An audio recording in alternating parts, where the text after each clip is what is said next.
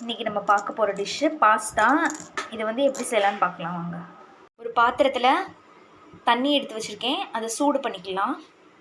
இப்போது தண்ணி கொதிச்சிருச்சு, அதில் கொஞ்சம் உப்பு சேர்த்துக்கிறேன். ஒரு 1/4 ஸ்பூன் எண்ணெய் சேர்த்துக்கிறேன்.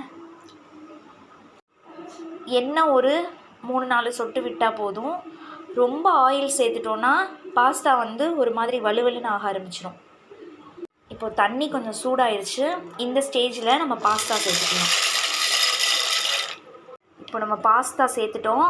இதை ரொம்ப வேக வைக்கக்கூடாது, ஒரு அரை வேக்காடை நம்ம வேக வச்சு எடுத்துக்கிடலாம். இப்போ பாருங்கள், பாஸ்தா லேசாக அந்த மாதிரி அமுங்கணும்.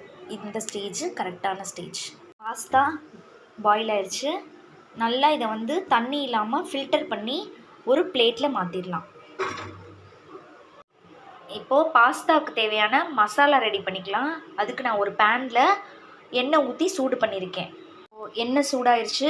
அதில் பெரிய வெங்காயம் பொடிசாக நறுக்குனது எடுத்து வச்சுருக்கேன், அதையும் சேர்த்துக்கலாம்.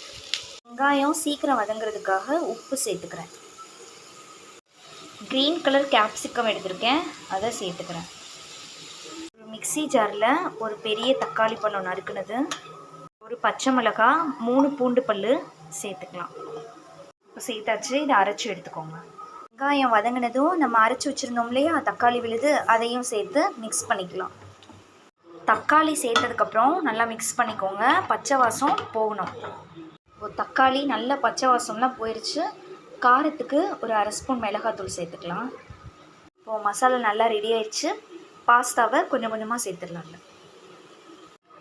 பாஸ்தா சேர்த்ததுக்கப்புறம் நல்லா இதை மிக்ஸ் பண்ணிக்கோங்க.